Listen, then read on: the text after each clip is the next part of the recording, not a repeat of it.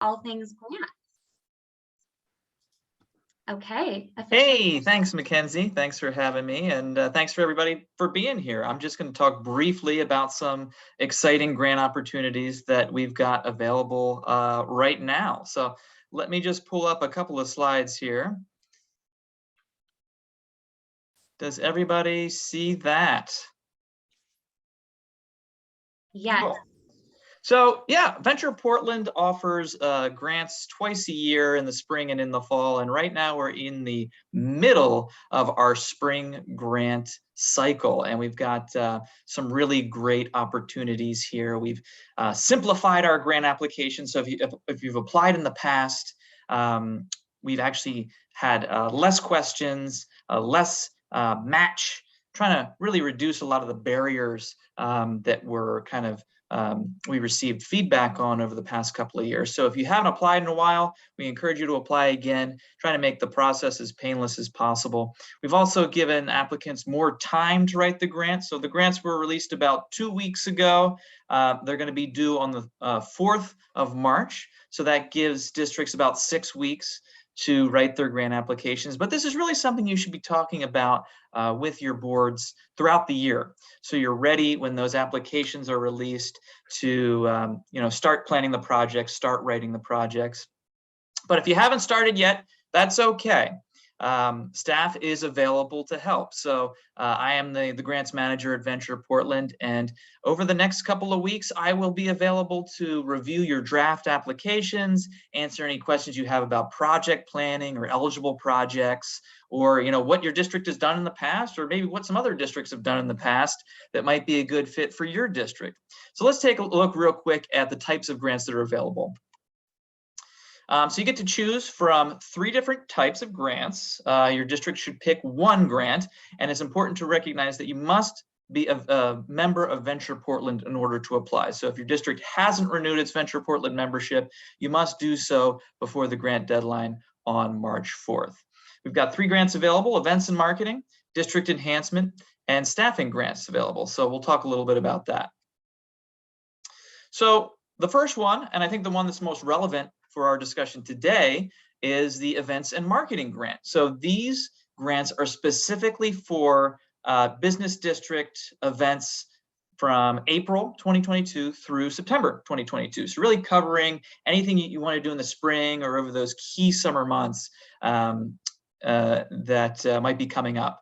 So community events are the biggest piece. In the past, we funded a lot of street fairs and that type of thing, and those have kind of morphed over the past couple of years in response to COVID to being more smaller, more frequent activations, but it's really whatever fits in your district.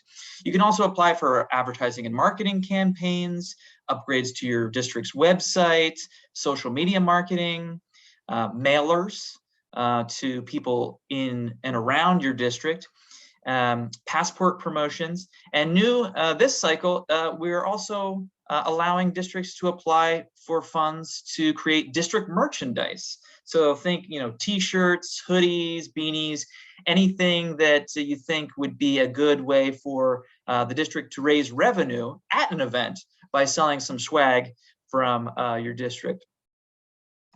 The other type of grant available is district enhancement grants. So these are more for infrastructure projects. Think street plazas, public art, murals, sculptures, signage, benches, bike racks, crosswalks, street trees, flower baskets, planters, and even livability projects like district-wide cleanups, improving the lighting on your street, and even adding trash cans to your street, which a lot of districts don't have because of the cost, and this is to help with that. So those are $6,000 grants you could apply for. And finally, the last piece is staffing grants. So if your district has a staffer or is interested in hiring somebody, you can apply for up to $4,000 to fund that person's pay over the next several months. Now, these grants aren't designed really to pay for the entire salary of a staffer, but really to supplement it. So think about ways that your district can kind of cover the remaining costs, so staffers are paid appropriately and fairly. This can also cover temporary staffing if you're hiring a contractor to put on an event over the summer. You could apply for a grant to do that. So those are the three types of grants we have available. I'll encourage you to visit our website to get more information and reach out to me. My email is jacob@ventureportland.org. I'd be happy to answer any questions that you might have about projects that you're thinking about applying for. And with that, I'll turn it over to Mackenzie again. Awesome. Thank you so much, Jacob. So appreciate all of that great information and empower every single one of you to work with your boards to apply for those grants. We want to give you money. With that, we will go ahead and transition over to Bridget, who has a wonderful presentation about experiential marketing. Bridget, feel free to share your screen. Okay, thank you so much. Hi, everybody. Does everybody know about the garbage cans that they're trying to put in North Portland? Is anybody here from North Portland? This is not part of my presentation, but I'm just noticing that garbage cans is a grant opportunity, but they're trying to get free, more of them around North Portland. So y'all know about that? Anybody doesn't, text me or whatever. And yeah, good. All right, I will share my screen. Hi, everybody. How's it going? If I can get under this 2 number. It's a weird number. I don't know why that's like that. No, not the right one. We're going to do it again. Sorry. We practiced. This one. Yeah. Oh, I think it actually might be the first one, Bridget. No, I just hadn't started. Sorry. Oh, this one Good shows practice. the notes though. Oh God. Okay, here we go. I think the first one didn't show the notes. Okay, well, I'm glad you're all here. Desktop too.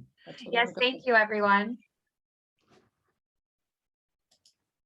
Just so cool to have 2 different desktops. There we go. I think that's the one actually have only one, maybe. I don't know. for. How's everybody doing anyway? I'm so glad that Venture Portland is doing the grant thing, and I'm so glad to see everybody. It's great to see familiar faces. Thanks for the mutual fan club there, Ron. We definitely there's many of us out there. My background, I did have a business degree to get into crazy business world, but really I learned by doing, especially in Portland, owning Bridges Cafe and Catering on MLK. I sold in 2000 and started BAM, Business Association Management, which I've been doing for the last 20 or so years, helping business districts, associations, mostly build community through events. Lately, the last few years, really focusing on individual businesses, helping them do the same thing in their business. Now I'm writing full time and I've published 2 books. So I'm going to quickly tell you about them. And the first was the street fairs for community and profit. I know there's a couple copies, I think, at Venture Portland you can borrow. Feel free to hit me up for one. I have print copies, and at the end, don't let me forget to put a link. So for a local discount for anybody in Venture Portland, I can hand deliver books to you for like half the cost. So I'd be happy to do that. Street fair planning, it's all about the goals. And then who does what and when. And you already learned all about that and you're already all pros, right? So really focus on goals. Make sure that you know what you're doing. I mean, why you're doing what you're doing is a lot easier to get it done. And then really what I have been coaching people successfully, and I think really does make a difference, is if you use the goal of using the event as a planning tool. So, I mean, bring people together and plan the event. And that is a goal. You're building your own community within your neighborhood just by working together, relying on each other, sharing the successes, failures sometimes. But any stage of the event, it's just, having meetings at each other's businesses. You get to know each other. You sustain your business over time because y'all know what you have that way. Really, that's one of the best reasons, is you really get to know each other. The last book just recently came out is Experience Marketing, same shtick, building community through events. You can take the event idea, the large event idea, and bring it down into your business. And bring people in who are your partners, your neighbors, your staff, even customers. They'll become loyal patrons, become as being part of the planning and organizing of the event. This book is all about high impact ideas, targeting your promotions so that you don't necessarily have an event for everyone. It's really hard to reach everyone when you do that. And using sensory stimulation to make lasting memories. Okay, that really turns people into partners, sponsors, customers, loyal patrons. So the low budget part of this, hopefully I can give you a few event promotion techniques and tips on how to, repurpose, recycle, all the, there's a lot of ideas in the book. We're going to barely touch on stuff here today, but we're going to try. Starting with the Venture Portland member events in 2021, had a good time with the Belmont Street Fair, Slabtown, which Gabby, I can't wait to interview you on that because I actually didn't attend, but I thought it had some really good stuff going on. I followed. And then Woodstock Gives Back. Also, actually, the Hawthorne Street Fair, they really made an effort this year and did a great job getting vendors, business owners to come outside and participate. So they set up their own booths out front. And it seemed like back in the day, I guess, when I was doing more organizing, it was difficult to get businesses to do that. Would use it as a marketing event, but they wouldn't come out and actually do sales and interact with people. And maybe it's COVID, whatever, I don't know exactly, but people were much more likely to come outside, show off, vend their wares. The Carson Apartments, there in that marketplace, the Crust Almighty, did you get any of that, Gabby? You guys should just not mute and talk. It's okay, I don't mind. Anyway, really good efforts this year, I thought. Without going into anything about events, event planning, I want to make sure we're going to just go about the experiences here today, but make sure that you keep in mind always target market. So I love Hillary Price. She's just adorable. And I love her comics. They're just so funny, but really it's who you want to invite, who you want as customers, who you want to participate, who do you want to engage with. That's who your event is going to be for. And it's so much easier when you pick that before you get into any of the planning or organizing, and promoting especially, you'll be able to have more success. Okay, so experience marketing. It's about experiences, creating experiences. The star of our show is Cargo. Their event was A Taste of Tea. They just defined experience marketing events. And I really wish Bridget was here to tell us about the results and I asked her a little bit of valuation numbers, but probably should let her share those with you one day.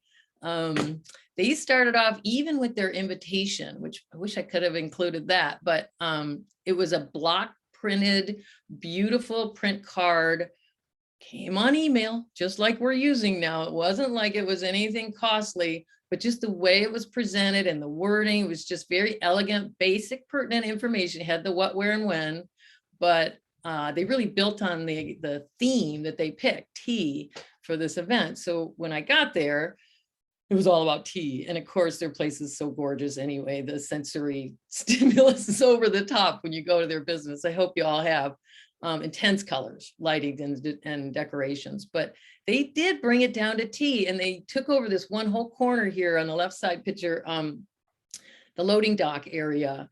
The lighting was subdued. They had this beautiful display of antique and vintage ceramics along with sale items. They partnered with their own staff. The gentleman rolling the block print on the right side is a recent graduate of the Pacific Northwest College of Arts. He demonstrated block printing. He had carved that himself. It was part of his final project or something for his degree. And then they gave away these beautiful shirts that they made for everybody right there. And they were showing how to do it. And then the other guy was making matcha tea really simply, showing everybody how easy it was to make and serve. And they gave us these beautiful cups. And of course, we all walked around and shopped and just loved it. It was really, really successful event. And so the experience marketing events are about stimulating the senses, sight, sound, touch, taste, aroma. Start with a theme and tickle their senses. Okay. Theme will let you guide you from what to do, what it'll cue you on how to use, which site, which displays and what to do. So think about a theme, and their theme is going to really be based on your own products or services and that famous target market that you want to invite or engage with. So basically, you're going to start with that theme in mind. You're going to transform your space into another place and change it completely, if possible. Transport your customer out of the everyday. Okay.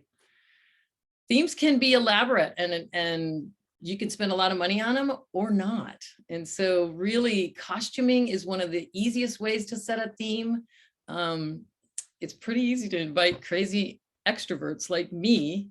You probably have a few customers that would be engaged, your staff. You certainly can pay people who are artists and performers to come in and be a part of your event, to add to make a theme really stick. The idea of a specific target market that has a demographic that's much the same age. You can use a theme that people maybe are all wearing the same kind of clothing anyway. It's really easy to participate. People all have boots, and they want to wear them to an outdoor event. So you can have a boot event, have a show off, and have a selfie station with the boots and all that. It's just really easy to get people to participate with clothing, actually, with costuming. So the first thing we do with our senses is we see. We may smell things on the edges as we come in, but it's all about sight. And especially if you can draw attention to people outside before they even come in. What we see sets the theme. It causes us to feel something, maybe uneasy if there really is an extraterrestrial at this event. It certainly will set a mood. It invites people to participate when you have signs and activity outside your event. So the exterior of the event is really important. A little bit or a lot is important. This is Cargo, again, my favorite store in Portland. She just goes to town. And if you need any decorations, go there. I swear I work for her, but really, it's the first thing that people see when they enter a space. So show off. If you're going to spend any money, do it at your entry. On the right side is Popino's Spa Day, and they build a little tiki hut inside, which is pretty elaborate if you think about it, except that they put it away and pull it out every year. They just reuse it over and over. So bamboo is actually quite cheap. And if I don't mention this later, I'm going to do it right now.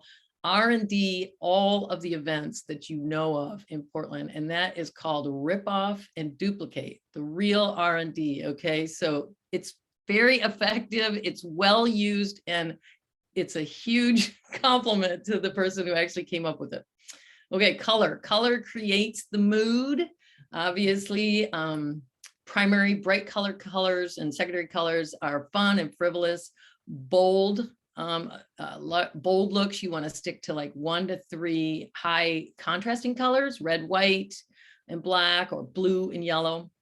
A serious event, depending again on your target market, you want soft, muted colors. Black and silver connotates elegance. Comfort, if you want a relaxing, you're a professional service provider, strong jewel tones actually work for that, and warm colors are good for adventure. So in that picture of Popina's, they're wearing the leis. That's one of the best ways to engage people. They are greeted at the door. They had the opportunity to put something in their hair, so they become part of the event. And lighting is another part to another way to bring in and stimulate sight and get people to feel good. You can evoke excitement or relaxation or energy, and the sparkly backlit lighting on bottles, super cheap, very effective. The LED fairy lights are very available now and very cheap. The risers, you can put them inside to be able to lift up and display things better. It's just lighting is pretty key to any event, and you can spend a lot more on it if you like. If you put up lights on the floor in front of, or so that the shadow reflects on a wall, so you can have really dramatic lighting on your walls. Caterers have been using the lighting inside table coverings for years. It's a common thing. It's actually not that hard to do. You don't have to have special tablecloths or anything, but it's pretty cool. And then the Christmas lighting, you know, you could tell people. So don't, what do they say? Don't show, don't tell. Show them how they're going to feel. It's going to be good. You can write good in lights, you know, or great, or whatever you want, really. So these, this is a really good way to, or area where you can save money. So you want to reuse store decorations. If you're savvy, you go shopping after the holiday and stock up on things on sale, throw them in a closet, refill vases with different colors for depending on the holiday or the event. So you have the same vases, but different stones or plastic or something inside. You can do totally funky and put used electronic gear, nothing old. Everything has to look clean and clear, but, you know, just kind of go all techie and use some stuff that you just, you know, it's dead, doesn't even use it anymore. But, you know, obviously, don't be afraid to spray paint things too. I mean, the idea of Hammerite paint, I never thought it would be so helpful until I went into business. It's just a wonderful tool.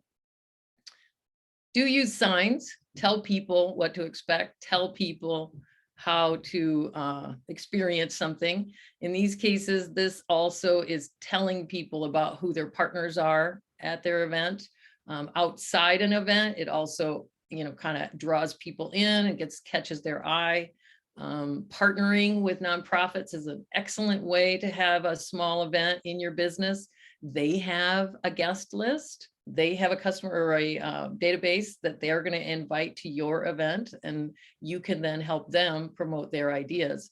This is really, if you guys haven't done the Give Back program, you all should. A lot of the organizations have them every year. So hit up people for those examples. I am looking for somebody right now, actually, but she's not here, who helps us all with the social media. She helped with the Woodstock Gives Back when we were trying to do a, I guess it was an Instagram contest at Woodstock Gives Back. And so, yeah, ask your fellow Venture Portland people and they will give you all kinds of ideas. Okay, so touch is, people are what make experience marketing events possible. People are the most important part. Your business, it will be remembered if you make an effort to touch people, to actually engage with them. And so welcome people. It's the number one thing you can do. If you're not comfortable, you're kind of shy yourself, make sure that a staff person does it for you, or get a friend, you know, an outward person. Just definitely, people will get the vibe right away that you're projecting about your space when you welcome them. So you can welcome them with food, of course. And now with COVID, everything should be wrapped, which I should show that picture instead. I think there's one in there like that. But it's okay, you know, people still do want to feel treated, and you do want to actually touch them with something. Giving away things is good too. Maybe not real kisses, but dog kisses might work for people. These wrapped items actually were from One More Time Around, wonderful little store for a holiday event. And of course, we all remembered the store later, and, you know, we had the tag and their address. So that's always a really important part. You can give away coupons too. This is good for another month. I mean, people know that you're expending something when you're doing an event, and they don't mind. They'll take it. If they don't want it, they won't take it. They might give it away to a neighbor. So word of mouth still really is an effective way. The best way to touch people right now is through a selfie station, and everybody should have selfie stations. And this one is an example of a really cool one, the best one I found last year. It's already a hair salon, so it didn't cost them very much to invest in this. It's a cool little, you know, you get to how your hair looks. You can try yourself as a blonde or different designs and styles. And everybody was all over the selfie station. Everybody came to their booth because of it. So selfie stations can be a cutout of a famous person that you stand next to and they take a picture. You can have a hashtag on a sign or set it up right near your own business sign, or something's really attractive behind it. Make sure that people can take a picture of themselves. So that I could go on and on. I mean, selfie stations, you almost should have a webinar on selfie stations, because seriously, it's the best way to promote it. It's word of mouth. It's the online word of mouth tool for sure. Okay, sound. You know, music sets the theme. So here's the thing. People come because you invited them, because it sounded really interesting. You made it sound engaging.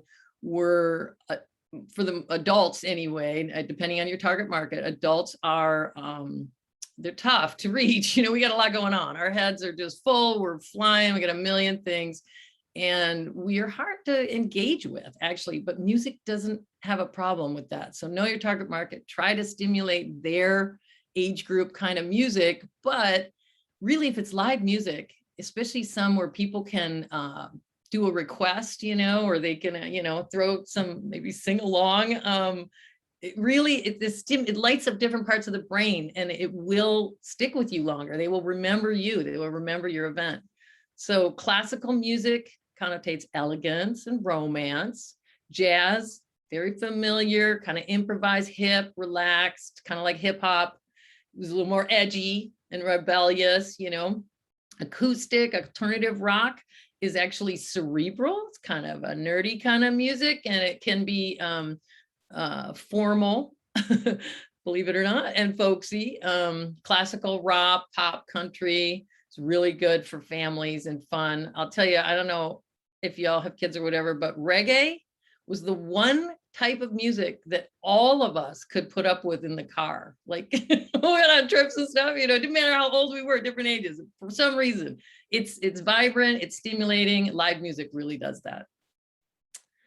All right, so, and games do as well. And this is really an example, but it does stimulate, you know, it goes with your theme. So you can pull in games, interactive people to engage with your customers, picking and choosing, lighting, making wishes, anything that the customer can participate in, preferably if they can then take a piece of it home. That's a great idea. I just participated in St. Bridget's Day at TC O'Leary's, and they had piles of whatever, the straw, the grass. I should show you my bad St. Bridget's Day cross, because of course, the drunker you get, you know, the tougher it is to make those things. But it was fun, and everybody took it home, you know. So try to engage people. You can engage them, of course, with taste. They will also stay a little longer if you feed them. Only in Portland could you get away with pairing donuts and wine, but we have, it works. Actually, you got to know your target market. So that's really it. And do feed people if you possibly can. You know, it's kind of interesting. What the restaurants are the easiest way to set up experience marketing. If anybody has a food business, you're going to jump in here in a few minutes and give us some examples, because you come, I mean, customers, we come in hungry, and then we get fed, and we're satisfied, usually happily, right? We're, you know, so like it's the ultimate in experience marketing. We're transforming the behavior, the feelings. We're full, you know, we're satisfied. So gosh, you know, feed people. If they were a little bit hungry and ornery, they're going to be happy. Aroma is last, and for a reason. It is the last thing you need to worry about. A little bit goes a long way. Scent does really create a mood. You can definitely do it with aroma candles, flower arrangements. They also add beauty, of course, but just use them sparingly. Like if you clean, you haven't cleaned up or whatever, do it early in the morning, because some kind of astringent cleaners, they really do stick around. People will smell that. It's subtle. It's in the background. So, you know, you really want to do very little aroma, but it's effective. It stimulates that brain. And lastly, because I am going to kind of just whip through this fast, I have a whole bunch of examples that we'll go through later if you want, but I want to talk to you first. Partnerships. So we really wanted to focus on the sensory experience today, but partners can bring in a lot of that stuff for you. You can host a car show in your parking lot and do nothing, literally, other than be the host. They will invite their database, their people, they will bring their cars, they will award, they pretty much do the event. But having an association, you guys already know how it is. You're in an association, who's good at speaking, who's the one who Liz, that's who I was trying to think of her name. She's always willing to speak up and help with social media, who offers casually advice, who might know artists or be good at finding musicians or food. Help is all around you. So if you talk to people and you say, I want to do this thing, would you help? Pretty much that's items off your to-do list. So don't do it all yourself. You're building a stronger business anyway by bringing people in. You can share the parking lot. You can provide valet service for somebody who's having an event down the road and say, you could park here. So you could be at their event and bring their cars down because they need room. Or a coat check, stand there and help out. You could help bring in live entertainment, supply refreshments, swag items, which we all love to have. If you're a professional, you could provide contract review, media, information, advertising, things that other people, event people need a second set of eyes on. You can lend plates and glasses and silverware and just be a greeter or an MC or even a server. There's lots of ways to partner. So it's really important. I've got that little picture there with the parade day special, the idea of partnering with the larger community events just by having a special that day is really important. You may not even know how much you're helping by having that. But you do want to recognize and reward partners. It's almost better to talk about them more than yourselves in any of the media or press and stuff. Really, your partners are your vendors, maybe. They're the suppliers and service providers. They're your neighbors, possibly, and customers, even staff, like Carco does. So definitely participate in the shared events that are already happening, the annual events, and collaborate.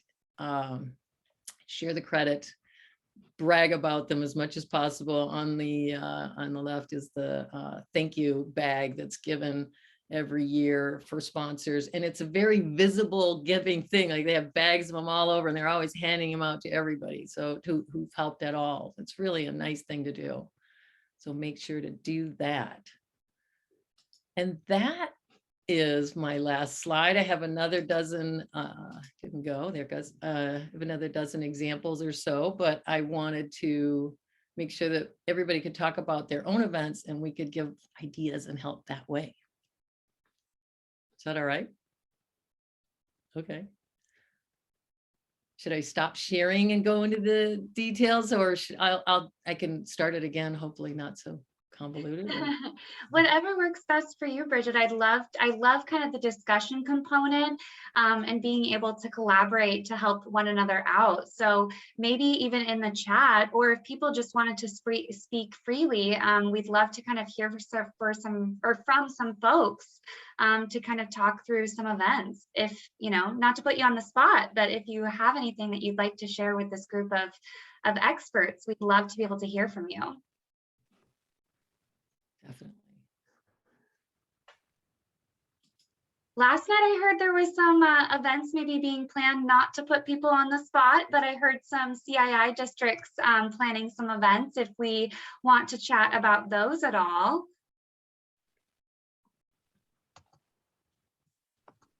We do have a gateway mixer. It's actually tonight, which is super exciting. And so I love all the information, Bridget, you shared about just the sensory feel and just getting a tone for the audience that's going to be there. And so I'm super excited just as I kind of go into the event later this evening and set up to kind of add some of those details to it. So thank you so much for what you shared so far. Oh, good. Okay. Nana, where is the event and what time? So the event's going to be at the Von Ebert Brewing at Glendover Golf Course in the Gateway District, 5:30. So nice. Going to be a lot of fun. We're excited. Awesome. Thank you, Nana. Do you have an icebreaker activity already planned? Yeah, so we've got some prizes. We're going to do raffle tickets for people to come and grab a raffle ticket. We'll have a little booth set up for information about membership and volunteering. And we also have some guest speakers that will be there. So it's a mixer, so it's more of a relaxed feel. We'll have opportunity for people to just kind of do a roundhouse to introduce themselves. And then we've got a few guest speakers from Prosper Portland and the East Portland Neighborhood Estate Association. We have an advocate there that will be speaking on behalf of the Gateway District. And then we've got Adopt One Block that will be there. So we have a lot of in-kind support and just a fun, relaxed event to get information about what's going on in the district. It's kind of fun to get people to introduce other people. I know that when you really know each other well, it works better. But you could even, you know, as you're introducing yourself, you could say, I'd like to introduce my friend next door. And I don't know if you could direct people to do it, because it sounds like you have a lot on your agenda already. So I don't want to take a lot of time. But asking people to introduce the person that they were just talking to, are they going to have a chance to chat first? So we're doing an introductory. So we've got we're debuting the Gateway video. So there was a video that was done that highlights a lot of the Gateway businesses. So there was like an interview kind of video that they put together that's done really, really well. So that's going to be the debut of that video. So that's how we're starting out the mixer. And then just really warm, welcome environment for people to meet and greet and have a conversation with one another. And then we're going to introduce our guest speaker. Maybe what you could do then is just tell them to say one thing they liked about the video or something, you know, just to kind of give them a you know, what's the one word you would describe, or your favorite part or something like that. Very good. Yeah. Great suggestion. We're also going to have a board where they can have questions, so they can just put a sticky note, stick it on the board with a question that they want to ask, and then it'll be a roundhouse where we can pick a question off the board and answer it. So yeah, okay, great. Yeah, thank you.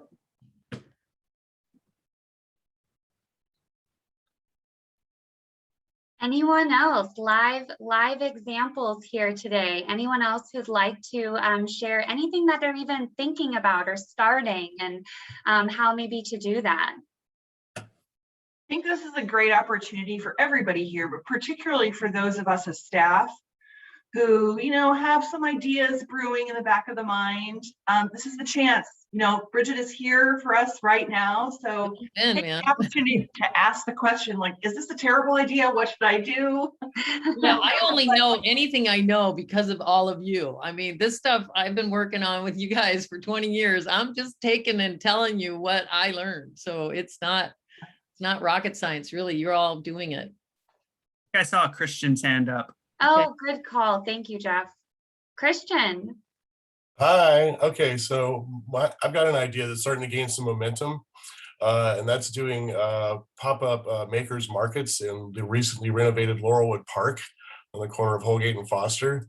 And I actually just heard from the Parks Bureau today from one of their property managers or directors, and they're really into the idea. Oh, So what a relief. I know. So it's starting to pick up some momentum here. And the idea is there's already some enthusiasm and idea from some of the local merchants around.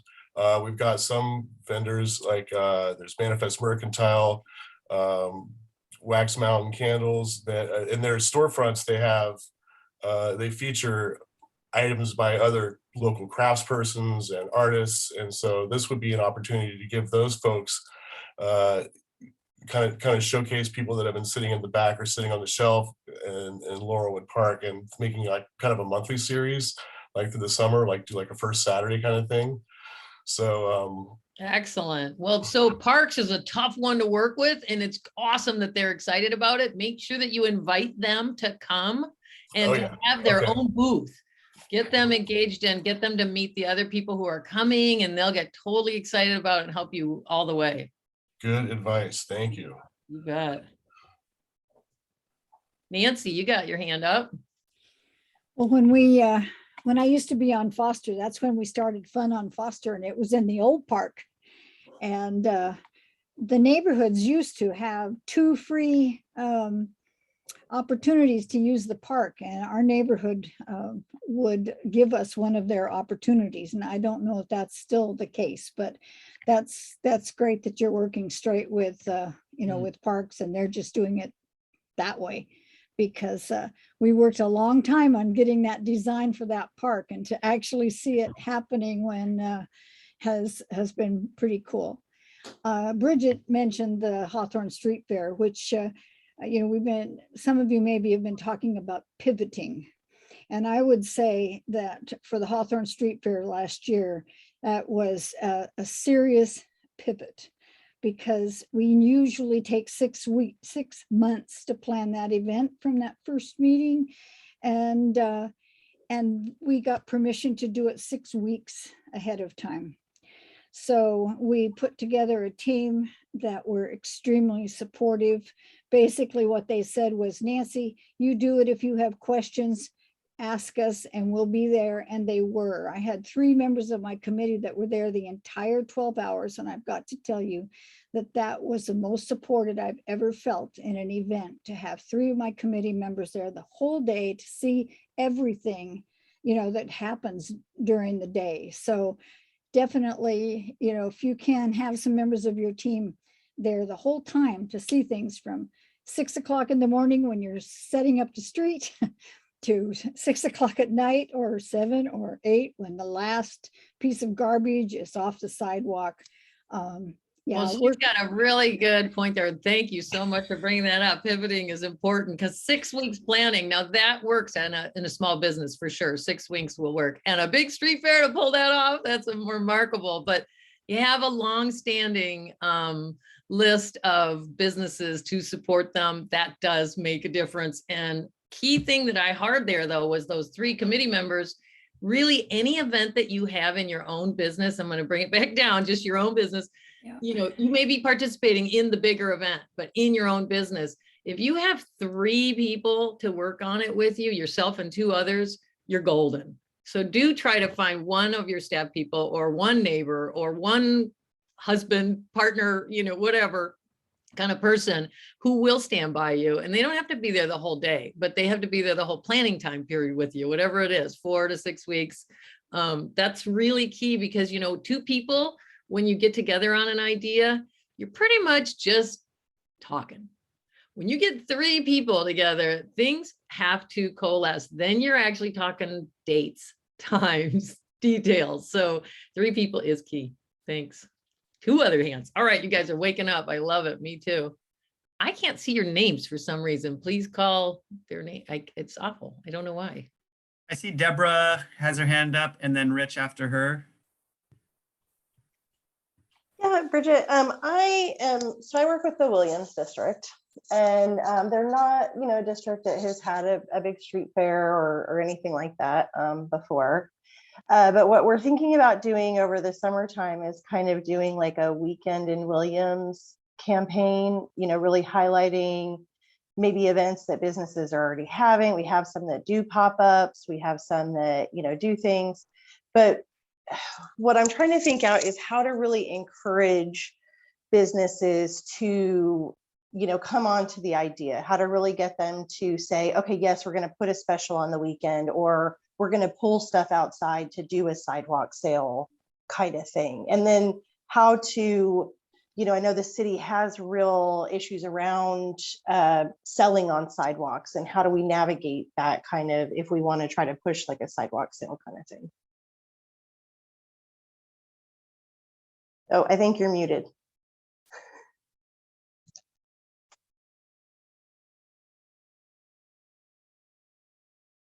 Unmute. Okay, not sure why that happened.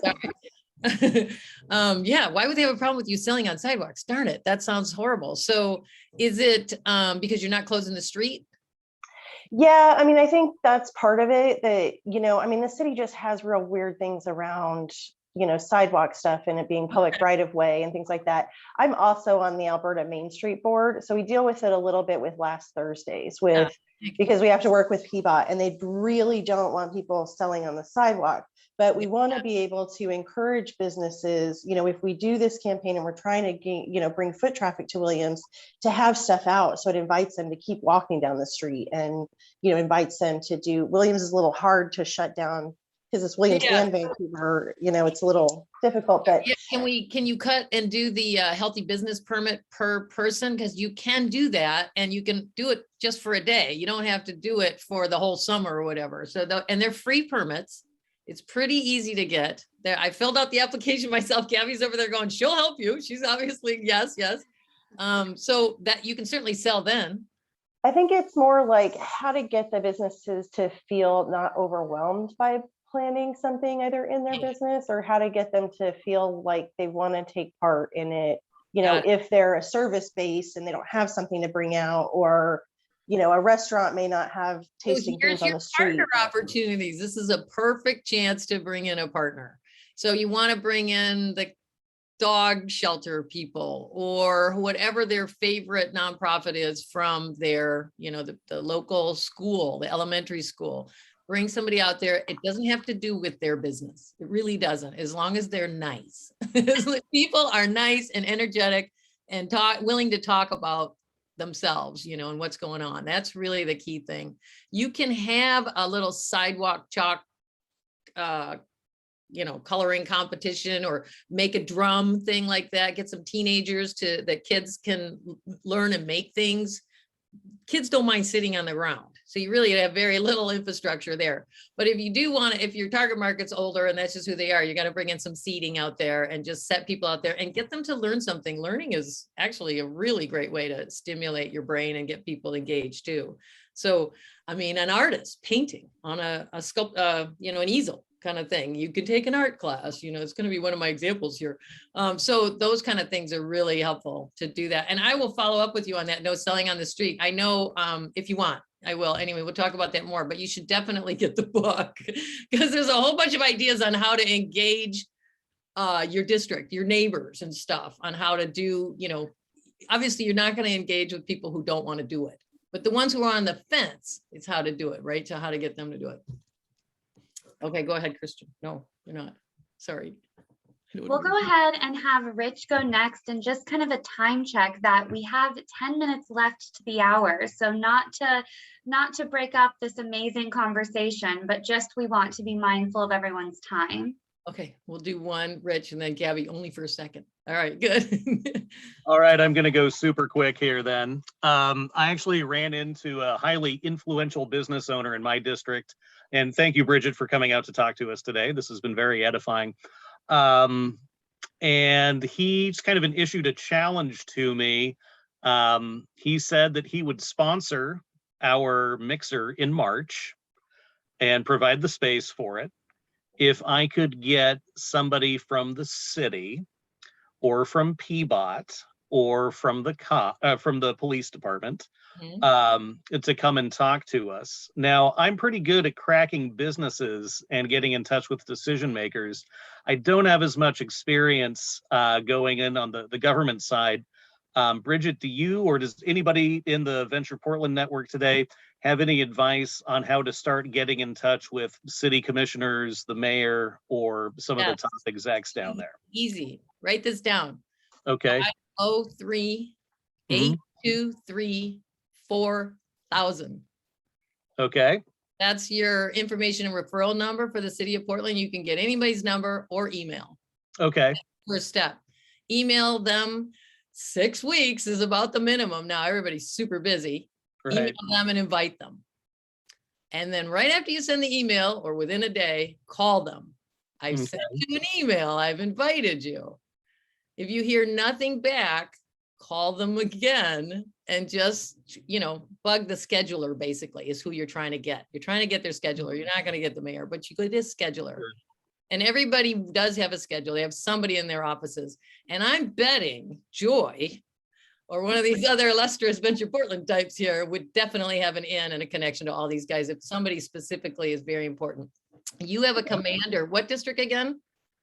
I'm out in Midway, which is the south side east of 205. Yep. So there's a precinct commander, and there's a new one here in North Portland. She loves to come to our meetings. So I know you have one there too. Portland Public PPB Commander as for them. It's a very easy number. Awesome. All right, Gabby. That's motivated. So it's just like business then. Oh yeah, straightforward. And you just give it as much time as possible, but Great. make it sound fun, too. Oh, it's gonna be fun. It's pizza, and it's They'll the come. Midway District. If they Can't beat it. they'll come. Thank you. Gabby, quick. Yeah, I don't have a question per se, but we just launched our Events Hub Instagram, and I put out a little question to the followers to see what sort of events they wanted to see. And somebody replied that they wanted a women-centric business meeting or networking. And it got me thinking about just like what it would mean to throw events for specific groups, for youths, for, your entertainers, like, just the perspective of if you're finding that your target audience is too wide, like cast your net smaller and think about like the LGBTQ community, thinking about singles for Valentine's Day. There's so many different like audiences and markets that we could pull from that don't necessarily, are the same that you'll see across districts. Different communities have more populations of certain kinds too. So that was my only little tidbit that was stimulated by this conversation. And thank you so much, Bridget, for this amazing starting point. You brought up a really good point, and that is about the social media connection, because we didn't touch on promotion at all today. It's a whole nother big bucket. And so that is the big one. And certainly the elephant in the room as far as finding your target market access. Use your social media, use Venture Portland. They're awesome. I'm going to put a link in the chat right now for my book. I'll bring it to you. I will offer you some free advice if you would like to, and you can buy it right there. There's also a website with a bunch of ideas. Here's some more. Make sure you have games. All these staff people just wore little silly ears, and that just, or silly, glasses. It really helped. On the left there, the paper airplane game. That was a stationery store. I mean, it's perfect, right? So this is using up a parking lot. They had a couple of remote control cars. How fun. Everybody loved playing with those and racing. You can do an online event. So paint night. Learn how to paint the Van Gogh sunflowers. Finding somebody who actually knows how to teach you, do it online. It's a terrific way to engage people. Hosting meetings, you're already doing that. Thank you. I love you guys. We're already doing that kind of stuff, and it's really important. But Portland loves to meet. Gosh, do we have a lot of meetings, even in through COVID? I know we're doing a lot of it online right now, but certainly in a big empty space in the morning before it's open is a really good way to engage. Club runs are another way. The running clubs in this town meet literally every day for runs. So if you have a space where they can finish or start and hang out, it's a great way to develop a customer base. Really simple. You can go wild on these really cool food items. And this is an auto repair store. I got this picture from Nancy Chapin. I just love these little guys. They're so cute. They made them. But you could also supply trophies and really engage with your people. This was Old Lompoc. Did everybody ever do the chowder challenge with them? Oh, so fun. Did it for years. Engaged lots of businesses. Decorations are key, easy to make. You can glitify them yourself. Hanging ornaments, probably the simplest way to decorate for the holidays. Just hang up ornaments. These are just really cheap ways to do it. Signs are just key. I put these up because, you got to let people know these are pretty plain, and yet it's still working for them. It doesn't matter. You really do need to let people know, use the signs, tell people what to do, show the arrows, direct them right into the store, make it easy for people. And this last one is an online promotion from years ago that I just loved. This is when they weren't letting people on the airplane with leggings because they weren't really pants. You guys remember that? I mean, it was just crazy. They were just saying like, no, you can't come on. You're wearing leggings. Like now we're all in sweats all the time and leggings. But so, yeah, I mean, Puma jumped on it. They said, yeah, you buy ours 20% off. You can fly too. So you can do all kinds of fun things and just get crazy. Have fun. That's the main thing. Awesome. Thank you so much, Bridget, for your time today. Does anyone have any last minute questions for Bridget before we just kind of remind everyone about the webinar for next week? Everybody's smiling. Oh, wait, don't do that. Go back. Go back. Taking a Okay. picture. I want to get a picture of y'all. Ah. All right, here we go. Just doing it. Okay, thank you. I gotta memorialize this. This is awesome. Thank you. And absolutely. And next week here, let me go ahead and share my screen back just for a moment. Next week, we have another webinar, leadership skills. And I know we talked about briefly volunteer recognition, which is so important, as Bridget shared with us today. So same time, same place, next Wednesday, with Jacob leading the webinar for leadership skills and volunteer recognition. So it's actually the 23rd, so 23rd. Wednesday after next. Thank you. The week after next, I apologize. February is a short month, but not that short. So thank you everyone so much for your time today. If there's not any last minute questions, we will go ahead and send you off on your way. Thank you again, Bridget. Yeah, absolutely. Thank you, everyone. It's been a lot of fun.